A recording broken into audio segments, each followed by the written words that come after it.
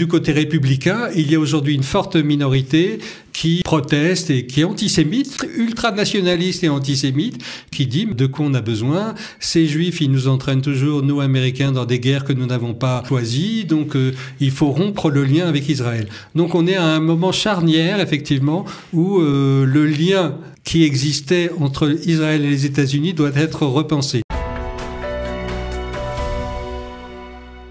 Bonjour et shalom, Richard Darmon au micro du studio Kalita pour notre magazine bimensuel d'analyse géopolitique Israël dans sa région, Israël au cœur du Moyen-Orient, avec pour thème cette semaine un thème vraiment d'actualité qui est posé, une question qui est posée par beaucoup de commentateurs et après notamment l'accord de cessez-le-feu à Gaza, Israël serait-il devenu un pays proxy ou valet des États-Unis d'Amérique? Alors pour en parler avec nous dans le studio, Yves Mamou, un décrypteur de la situation régionale.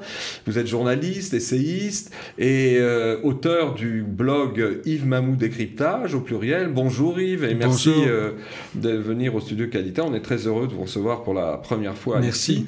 Vous venez justement de publier sur votre blog une excellente analyse sur le sujet qui nous intéresse en partant de deux articles aux positions opposées. L'un dans le média israélien Ynet, signé par le journaliste bien connu Ben Dror Yemini, et d'autre part un autre article paru dans le Wall Street Journal qui, à l'inverse donc de Dror Yemini, qui lui défend la thèse que Israël est en train de générer une perte, ce qu'il appelle une perte de souveraineté stratégique, alors que dans le Wall Street Journal, au contraire, il y a une opinion opposée d'une journaliste sans doute d'origine israélienne, Anat Peled, qui montre que l'accord en 20 points initié par Trump est selon elle un accord avantageux pour Israël, un deal favorable, qui a d'ailleurs suscité la colère des pays arabes.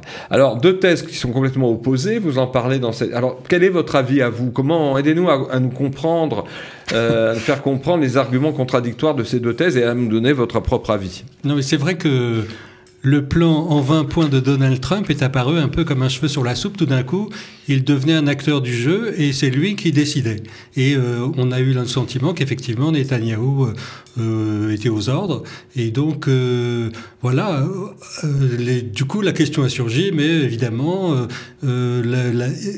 Israël s'est fait voler sa guerre par les États-Unis, Donald Trump impose sa paix, sauf que évidemment, alors de l'autre côté, comme vous citez l'article du Wall Street Journal qui dit « Mais c'est pas vrai, Israël, c'est le petit pays qui susurre à l'oreille du président des États-Unis. » Notamment par Ron Dermer. Notamment via Ron Dermer, et qui, par Ron Dermer, au fait, hold up la diplomatie américaine dans un sens favorable aux Juifs, parce que c'est une argumentation que moi je trouve antisémite. Voilà. La façon dont moi, il me semblait que les deux, que ce soit Ben Dror Yemini, pour qui j'ai vraiment beaucoup d'estime, parce que je trouve que c'est un très brillant analyste, aussi bien que le Wall Street Journal me paraissait complètement à côté de la plaque, parce qu'il m'apparaît évident, même si on n'en a pas le cadre général, que les États-Unis ont un plan global pour le Moyen-Orient, que ça passe par l'élargissement des accords d'Abraham, et qu'il y a une volonté des États-Unis d'insérer Israël dans le tissu diplomatique et économique, disons, des États du Golfe. Oui, de la grande région, disons. Voilà, de la grande région. Et donc, ça me paraît bien valoir quelques sacrifices de dire, oui, de s'effacer, de dire, oui, il y a un plan américain, bon, on va le suivre, etc. Après tout, cette guerre était quand même très mal barrée. Les otages on ne les voyait pas sortir, or ils sont dehors. Même s'il y a encore quelques cadavres qui sont... Il est clair qu'ils vont finir par sortir. Donc, là, cette guerre qui n'aurait... Je veux dire, quand on fait pas la guerre pour sortir des otages, on fait pas la guerre pour libérer des otages. Si on veut libérer des otages, on négocie. Et si on fait la guerre, c'est pour détruire l'ennemi. C'est deux choses qui sont complètement différentes.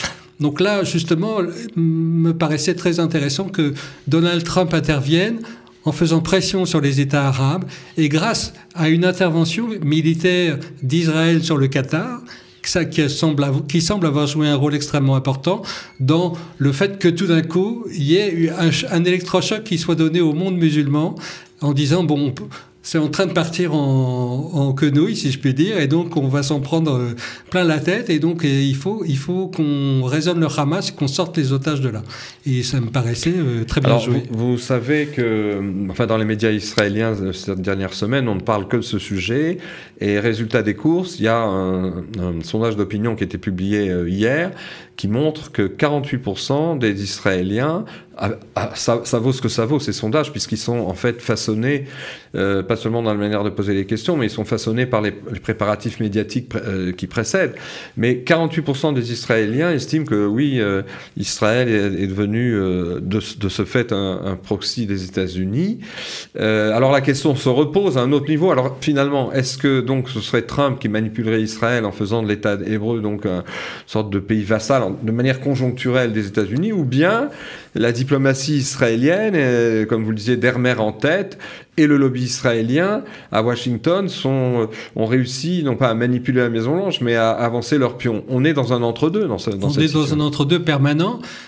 Je crois qu'il faut... Qu'est-ce que c'est qu'un proxy ? C'est une milice ou un État qui est au service d'un autre État plus puissant. Je veux dire, le Hezbollah est au service de l'Iran, c'est bien connu, même si... Il est obligé, par rapport à sa propre situation dans la sphère libanaise, obligé parfois de prendre des gants, de faire attention, de pas froisser trop les chrétiens ou les druzes, etc. Mais c'est quand même une milice qui est au service de l'Iran. Les États d'Europe centrale à l'époque de l'Union soviétique étaient des États proxy aussi, c'est-à-dire qu'ils servaient de coussin amortisseur, de bouclier à la Russie soviétique. Bon, aujourd'hui ils sont indépendants et ils ont retrouvé leur autonomie. Voilà, il y a différentes figures du proxy, mais Israël n'est pas au service d'une diplomatie américaine. Et je veux dire, on a bien vu avec Obama quand Netanyahou a été faire un discours à Washington, invité par les républicains au Congrès pour dénoncer la diplomatie pro-iranienne de Barack Obama. L'accord de Vienne de 2015. Voilà. Bon, c'était quand même... on ne peut pas dire que il aurait jamais fait ça s'il avait été le proxy du gouvernement américain. Donc, je crois ça, et le deuxième chose qu'il me paraît important de délimiter, c'est que donc Israël n'est pas au service de la diplomatie américaine, même si parfois il peut s'y insérer. Et deuxièmement, il me paraît évident que dans tous les États, et notamment c'est le cas d'Israël, il y a des ingérences en permanence de tous les gouvernements, qu'ils soient arabes, qu'ils soient européens, qu'ils soient américains, s'ingère dans le gouvernement, dans l'Israël, pour faire pression, pour impulser quelque chose qui n'était pas et qu'il souhaite voir advenir. Et ça fait partie du jeu diplomatique. Poutine s'ingère quotidiennement dans la sphère d'action de Donc c'est pas une exception. Alors en somme, on pourrait dire que Israël agirait certes avec l'aide américaine, des pushs comme on dit, des aides qui sont pas seulement militaires ou autres ou économiques, mais des aides à tel ou tel moment, mais pas pour le compte des États-Unis. Voilà. C'est la définition d'un proxy. Il agit pour le compte d'un État plus puissant. Exactement. Mais il y a quand même un prix à payer. Et vous posez la question dans votre article, quel est le prix à payer pour Israël de sa liberté d'action sur le terrain? Oui, il y a deux outils qui sont à la disposition des États-Unis pour faire pression sur Israël. C'est la fourniture d'armement. Je veux dire, les États-Unis sont le principal fournisseur d'armes, même si Israël a développé une industrie militaire qui est très intéressante, très conséquente, qui remporte des succès. Et va la développer encore plus. Et qui va le développer après encore 7 plus. octobre. Et la deuxième chose, c'est que les États-Unis sont le bouclier diplomatique dans les instances internationales, le bouclier diplomatique d'Israël. Donc, il me paraît nécessaire que le gouvernement israélien, quel qu'il soit, tienne compte de ces contraintes-là. Si Israël ne veut pas devenir un État paria, il doit rentrer, il ne doit pas mécontenter trop son parrain américain. Alors pensez-vous maintenant, sur le fond des choses, si je puis dire, que le plan Trump en 20 points, qui prévoit notamment dans la phase 2 le désarmement du Hamas et l'exclusion du Hamas de toute formule gouvernementale de l'après-guerre, est-ce que ce plan va pouvoir s'appliquer, faute de quoi on risquerait Trump l'a lui-même laissé entendre entre les lignes, on risquerait une reprise de la guerre. Je pense que, le Hamas ne désarmera pas de lui-même. Je ne vois aucun État arabe capable de désarmer le Hamas, et je ne vois pas les États-Unis, qui sont absents du terrain de Gaza, désarmer le Hamas. Donc il y a la reprise de la guerre, me paraît la chose presque quasiment inévitable, parce que le Hamas ne désarmera pas de lui-même. Le Hamas entend jouer un rôle dans l'avenir de Gaza, même s'il dit « je veux bien être un peu au deuxième plan, etc. » mais faire comme si. Faire comme si, voilà. Mais en même temps, avec sa présence sur le terrain et sa présence militaire sur le terrain, il dirigerait en fait les opérations. Donc je crois que la reprise de la guerre est inévitable, avec cet atout formidable en main pour l'État d'Israël, c'est que l'hypothèque des otages a été... oui, mais si on vous suit et donc vous répondez à ma question, ça veut dire que le plan Trump, en tout cas dans sa phase 2 et 3, ne s'appliquera pas? Ben, ça veut dire que peut-être que le plan Trump, à l'origine, était uniquement conçu pour faire sortir les otages, ce qui a été un succès, à mon avis... Inattendu. Voilà, tout le monde en convient. Les meilleurs experts ont reconnu qu'ils pensaient que, comme c'était l'arme fatidique et l'ultime défense du Hamas, jamais le Hamas ne libérait les otages. Et de fait, c'est le plus grand succès diplomatique de Donald Trump depuis son accession au pouvoir, c'est avoir réussi à convaincre une organisation totalitaire de libérer des otages quasiment sans rien donner en échange, quoi. C'était une surprise, divine surprise, entre guillemets. Absolument une divine surprise. Parce que, encore une fois, les analystes les plus rationnels, qui font preuve de réalisme politique, etc., pensaient que ce serait impossible. Impossible. Donc, moi, je partage aussi cet étonnement. Donc, et voilà. Donc, alors, maintenant, pour aller un peu plus loin, comment pensez-vous que cette relation tout de même asymétrique entre Jérusalem et Washington va évoluer dans les prochaines années, en tenant compte justement d'un aspect des choses que vous abordez en filigrane dans votre article, c'est les transformations sociopolitiques aux USA, aussi bien à droite qu'à gauche, de l'échiquier politique, mais pas seulement dans la société américaine. Comment vous voyez que cette relation va évoluer dans les années qui viennent? La situation politique interne aux États-Unis, vous avez raison de le souligner, est extrêmement préoccupante, puisque jusqu'à Barack Obama, Israël était une cause bipartisane, comme disent les Américains, c'est-à-dire que le Parti démocrate et le Parti républicain, qui alternent successivement au pouvoir, soutenaient tous les deux Israël. Or, on voit bien aujourd'hui que le Parti démocrate est entièrement gangrené par une minorité gauchiste, wokiste, etc. Et donc, a pris ses distances avec Israël. On l'a vu sous Biden, parce qu'il a mis quasiment un embargo sur les armements. Dès le début de la guerre. Dès le début de la guerre. Anthony Blinken a obligé Israël à nourrir les Gazaouis, donc en fait à alimenter le Hamas. Et à laisser le Hamas au pouvoir, tout en reprochant à Netanyahu de ne pas avoir un plan pour remplacer le Hamas. Exactement. Donc on voit bien ça. Et du côté républicain, il y a aujourd'hui une forte minorité qui proteste et qui est antisémite, je veux dire une forte minorité antisémite, ultranationaliste et antisémite, qui dit mais de quoi on a besoin? Ces Juifs, ils nous entraînent toujours, nous Américains, dans des guerres que nous n'avons pas choisies, donc il faut rompre le lien avec Israël. Donc on est à un moment charnière, effectivement, où le lien qui existait entre Israël et les États-Unis doit être repensé. Et alors j'ai trouvé un très intéressant rapport de la Heritage Foundation qui pose justement la question comme ça et qui dit que le lien doit être repensé, que ce lien obligatoire d'aide militaire à Israël, c'est-à-dire la capacité offerte au gouvernement israélien de puiser pour 3 milliards de dollars chaque année dans l'arsenal militaire américain, eh bien, ce lien doit être rompu. Israël aujourd'hui est un État riche, il a les moyens soit de développer sa capacité en munitions qui lui manque, soit à développer des outils nécessaires, ou bien à acheter les armements qui lui conviennent dans l'arsenal américain. Et ça dégagerait l'horizon. Israël deviendrait un client des États-Unis comme un autre, comme l'Arabie Saoudite ou comme un autre État, et du coup ça allégerait les tensions, les présupposés, les procès d'intention, quoi, parce que c'est surtout Israël manipule. Il y a quand même cette hypothèque qui est en permanence, qui ressurgit en permanence, souvent par des penseurs qui sont juifs d'origine et qui disent que le lobby juif influence trop négativement les États-Unis. Voilà. Alors, dans la même lignée, selon vous, Israël pourra-t-il devenir... Alors là, on va encore plus loin, mais c'est le propre des analyses que de dégager des horizons.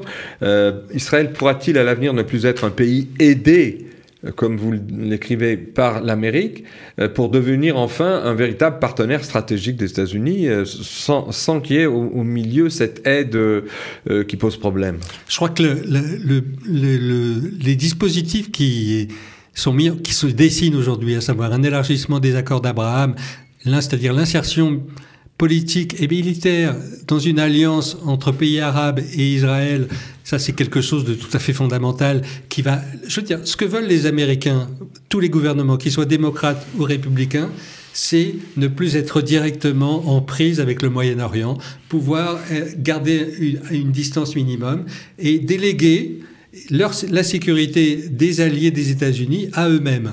Donc si Israël et les États arabes sont mis en relation les uns avec les autres pour s'aider soit contre l'Iran, soit contre la Turquie, je veux dire, il est clair que les Américains, tout d'un coup, peuvent souffler et avoir un regard beaucoup plus serein sur la situation. Alors, c'est un saut qualitatif, puisqu'à l'époque d'Obama, en fait, pour des raisons à la fois économiques et énergétiques, les États-Unis n'ont plus besoin du Moyen-Orient. On le sait depuis plusieurs mandats et depuis avant Obama. Mais Obama a voulu mettre en pratique ce retrait progressif des États-Unis, évidemment, en préparant le terrain avec un gendarme régional qui était l'Iran. Oui, c'est ça. Et donc, il a opté sur l'Iran. On a bien vu que ça n'a pas marché et que c'était très dangereux. Alors que Trump, lui aussi, parce qu'il connaît les réalités et son équipe, personne ne peut fermer les yeux sur le fait que d'abord, les États-Unis sont devenus autonomes au niveau du pétrole schisteux, que ça coûte beaucoup moins cher qu'avant, que donc le Moyen-Orient comme source de pétrolière pour les États-Unis ne compte plus.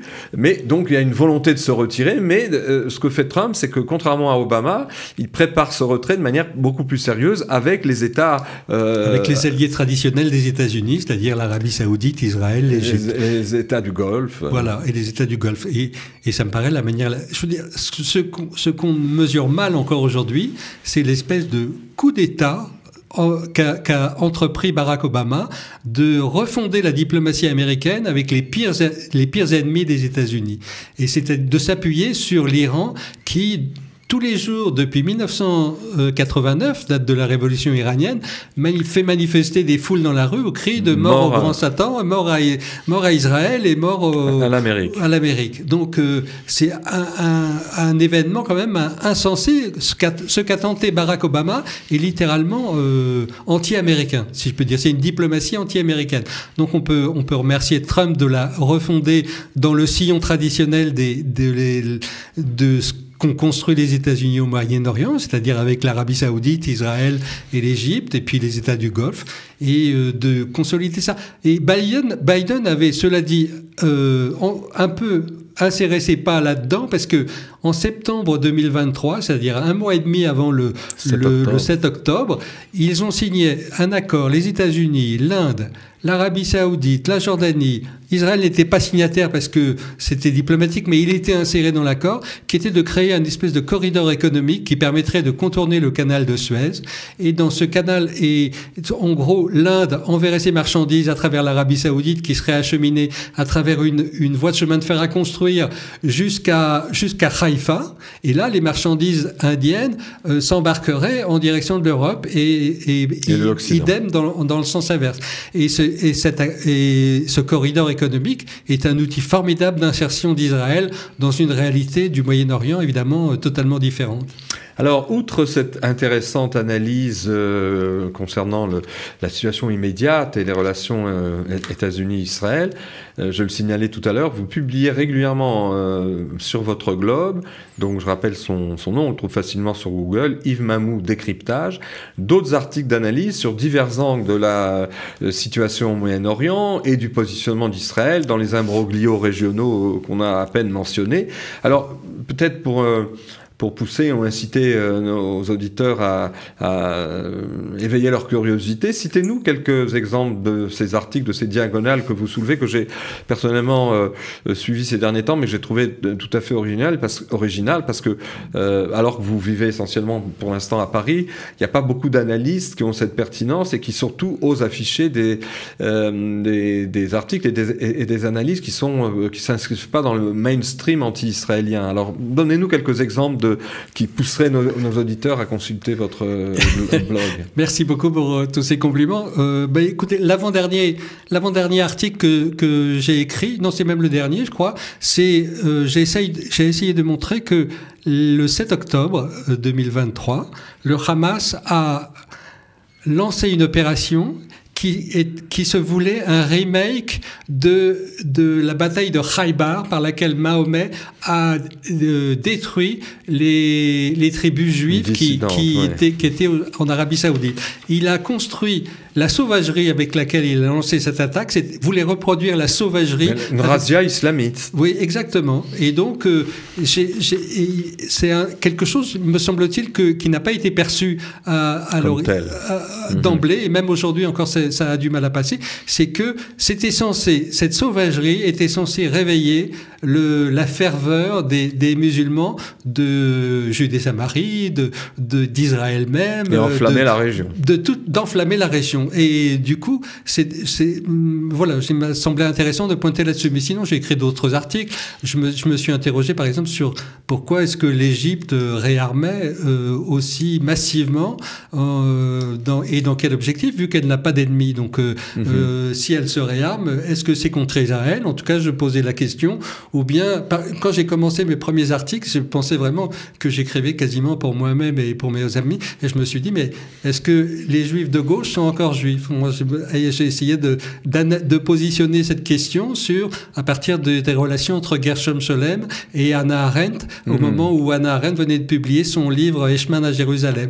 Et voilà, c'est des choses comme ça. Des angles très fondé et en même temps en dehors des sentiers battus. J'ai essayé d'apporter un point de vue qui n'était pas représenté en tout cas. Voilà. Écoutez, merci en tout cas pour le temps que vous avez donné aux auditeurs de Studio Qualita. Merci d'être venu ici. Et donc je rappelle le nom de votre blog qui s'intitule donc Yves Mamou Décryptage, qu'on peut trouver très facilement. Avec un S. Avec un S. Voilà. En tout cas, à bientôt. Merci aux auditeurs de nous avoir suivis. Merci. Et dans 2 semaines pour notre prochain magazine.